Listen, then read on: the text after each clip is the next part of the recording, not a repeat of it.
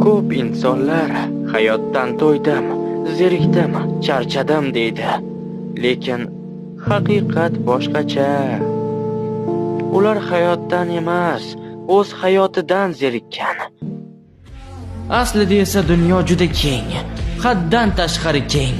Lekin sen buni ko'rmaysan. Nega? Chunki sen har kuni bir xil uyg'onasan, bir xil yo'lda yurasan, bir xil yuzlarni ko'rasan, bir xil qo'rquvlarni o'ylaysan, bir xil ichimliklar, ovqatlar yeysan.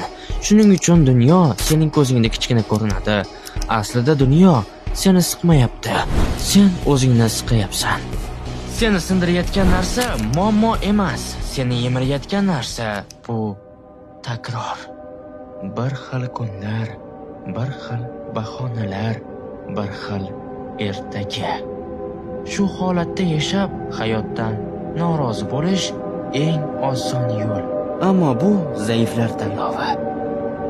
Dunyo chiroyli, imkoniyatlar bor, lekin ular har kimga ochilmaydi. Senga savolim shu: sen haqiqatdan hayotdan to'yganmisan? Zerikdingmi yoki qo'rqib yashashdan charchaganmisan?